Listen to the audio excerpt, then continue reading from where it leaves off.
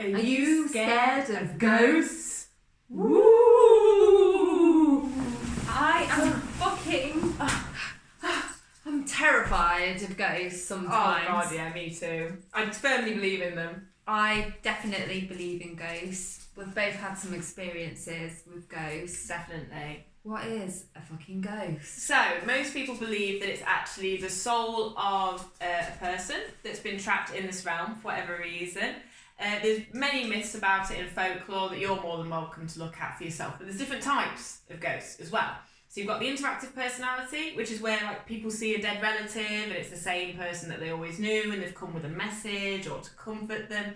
You've got poltergeists. Terrifying. I cannot think of anything worse than all of my stuff flying off the shelves, my cupboards opening, the lights flashing on and off. To me, that is just too intense and overpowering, and I would definitely be terrified of that. Like when you hear a bang in another room and there's nothing that's moved or changed, that sort of stuff. Well, talking of bangs, we actually had an experience one night. We were out in my garden. I've got something in my eye. I think it's dust off the bed sheet. We're out in my garden. We came in through the kitchen, and as we were coming through the kitchen, we both stopped and looked at each other. We just felt like we couldn't go in. It felt like we were entering a crime scene. Yeah, and it so still, wasn't it? It was so still and eerie, and we both just were like, I feel like I can't go in my own living room. And it was weird, and then suddenly we heard a massive bang. Like something had dropped or exploded. It sounded like an explosion in my living room. So I was fucking terrified, and I looked around on the kitchen top for what was available, and I went, "Yeah, both take this, and I'll sort it out." And I was like, "What am I gonna do with a hammer if it's a ghost?" Like literally, no, what? It took us ages to go in there. It took ages, but I just felt that this was a bit of protection. I knew that it wasn't really going to do anything, but Bo is a lot braver than me when it comes to ghosts. Like, I am a little bit of a wimp unless I know what it is, and you're a bit braver than me. A little bit, yeah. I actually studied paranormal investigation. She's got a fucking certificate, guys. I have. I'll bring that on to the next live chat for you. I love it though. Like once, I worked at this hotel for a long time, and it was known to have spooky things happening. It was advertised as a 48-bedroom hotel. It actually had 49 bedrooms, and that last bedroom, creepy stuff always happened there. Like once there was a couple in there, and the room suddenly went like cold, and we've had like people have had like their ankles grabbed by nothing. The window once exploded from the inside out. But I actually used to be a wedding DJ, and I had to DJ in a place called the Chapel. Now there was a lighting gantry that we had up above, and the only way to get up there was a door that was right behind me. I would see if a human being would walk past, but there'd be times when I would literally hear footsteps above my head, and I'd say to whoever I was with, I'm like, "Oh, I'll get them down," and I'd go upstairs and there was no one there.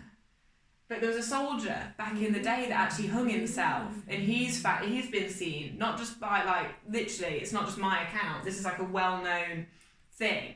And since then I've just been so firm in the belief that there is something else. Definitely something. I actually, as well, when we're talking about other places, Tutbury Castle is a really well-known haunted place, and I actually went on a paranormal investigation there, and we were filming it, and we were in, I think it was the tower, I can't remember the room now, it was a long time ago, and I've never actually physically seen a ghost. I'd always felt energy and believed in things. And this one occasion in this room, I actually saw the physical outline of the man in the room, and it felt like we were not meant to be there, and I just went, "I'm done, get me out. And it wasn't my mind playing tricks on me. I actually saw the physical outline of a man, and that was the time when I was like, yeah, they are real, they actually exist. It's not just like me wishful thinking or imagining. It's actually like, that was so real to me. I was terrified, and I got the woman to do a cleanse for me, and she was reading out the Bible and all this, and I was just like, just do anything, I just don't want to take this energy home with me. It was terrifying. Thing is though, when you encounter these things, it is actually quite terrifying because years ago I actually used to suffer from sleep paralysis. God knows where it came from. It's technically gone away now, but who knows when it will come back. We don't know where it came from. It was probably when we were like really getting involved in the spirituality side of things. My body probably couldn't handle it. But I was working away in Derbyshire. And you know when you instantly walk into a place, you think, God, this is creepy. This is so creepy. Anyway, didn't think anything of it because I love that sort of stuff anyway. One night, I woke up in the night and I thought the person I was sharing a room with, I thought my roommate had gotten up and was stood in the room looking out this window. And I wound up saying to her, I was like, you all right? But then I looked and my roommate was still in her bed next to me. And I was just like, what the actual, and whatever this thing was, it turned to look, but then as soon as I really took a good look at it, it just disappeared again. And I was like, oh my God, I've had a nightmare or sleep paralysis. But the next day, someone else who I was working with said that something creepy happened to them in their room as well. And we looked into it, and that place has actually been noted as one of the haunted places in Derbyshire. So the next night I thought, right, being the brave soul I am, I'm going to get my mate on the phone and I'm going to go explore all these creepy places. And there was one room that I actually really did not want to go into. Like I thought, it's dark in there already. I don't want to go into it. I did it at the wrong time as well. She is quite brave. She will go into any room. I'm a bit more of a wimp. I will go. And I chose my timing. Like literally I went in the dead of night, early morning, like 2:30, 3 o'clock, whatever it was. And I noticed that the cat in the hotel wouldn't go in either. That should have been enough for me. But I had my mate on the phone, chit-chatting away because I felt a bit braver then. As I went into the room, there was areas which got colder and colder and colder. So I thought, right, I'm going to go into that. But as I got right into it and I really felt really uneasy, the phone, literally started to go. The cat in the doorway staring at me, and I was just like, don't like it here. But there was an old suit of armour literally further on. Oh, no. Yeah, yeah.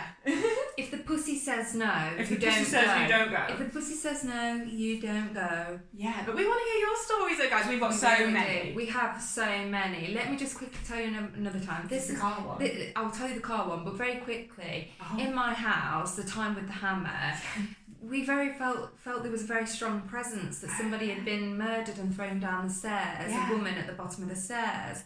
And Beau felt that there was another energy at the top of the stairs, a male energy. Mm-hmm. So she shouts up the stairs to the ghost, I am fucking sick of chasing men. I'm not fucking coming up there after you. So either get out the bathroom window or piss off.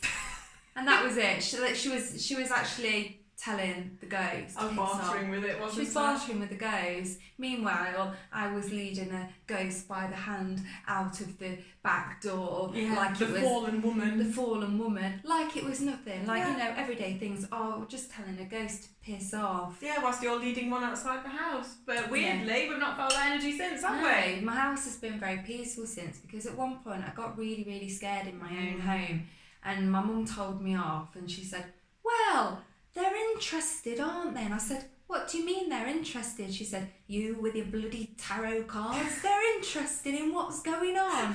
It's true, though. So I was really scared for a while in my own home, but since like we've let the ghosts out and we put salt in the windows and sage, I've set so much sage on fire in my house that I think that if anything was here, it's definitely pissed off now. Definitely pissed off. But and as well, orbs.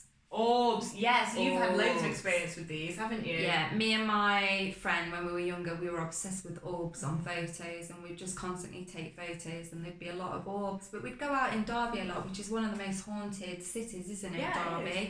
Yeah. And when we used to go out drinking, there was so many orbs on the photo. But some people might say that it's lens flare, the light, or dust on the lens. But the orbs that move in like very erratic ways. You telling me that dust is doing this? That's meant to be the soul of like a person travelling. That's what an orb's meant to be as well. I definitely believe in orbs. I've seen lots of orbs myself. And what else is there one? Oh, there's a funnel ghost as well. So you know when you feel that really, really cold spot, and then sometimes you see maybe like light, like a little light swirl, or like just like literally like your atmosphere just moves a little bit, but with that coldness. That's another one. That's found in historical buildings mostly. Cold is a massive thing though, isn't it? Yeah. Because there's been times where we've been meditating and we've gone freezing, but it's like we'll be freezing down one side. Yeah, and we were able to pinpoint something in the room, like one of my dead grandmas. This is a good story. Yeah, because we were there meditating, and something in the room just didn't feel right. And then, yeah, as my wife said, this, like, her left hand side went and my right hand side went, and we all sat in opposite ends of the room. And literally, I was looking, and I was like, "Where's this coming from?" And Bosch pinpointed one of my grandma's old items. It was an ornament, wasn't it? And it Yeah. was directly in Where the the cold space. air was. So she moved it, put it on the table with some flowers. I just remembered Grandma. Yeah, Yeah. and the cold went away. Yeah. It was bizarre, wasn't it? Yeah, because she came in a time when I was quite stressed out as Yeah. well, and she was always a reassuring soul. So we do like a chat to the ghost, Oh, but yeah. it depends what kind of feeling the ghost brings, because we have had a lot of experiences with ghosts, haven't we? There's more to come. There's more to come, but we are believers. We are. Are you? Tell us your Are you? stories. Tell us your spooky stories. Yes. We especially like ones from big, hard men. Absolutely. You know, Or non-believers. Non-believers. Please tell us your Mhm. stories. And Yeah. animals are a good sign as well. If your animal is reacting Yeah. to stuff, you know, cats are weird. Cat, aren't yeah, they? cats. But Philbert, he Even he responds. yeah, he responds to when there's things in the room. He just wants to be in every wife chat now. Look at him. He says, "Hello, everybody. Do you believe in ghosts? My wives do." Right, that's been wife chat. Thanks for watching. Ooh.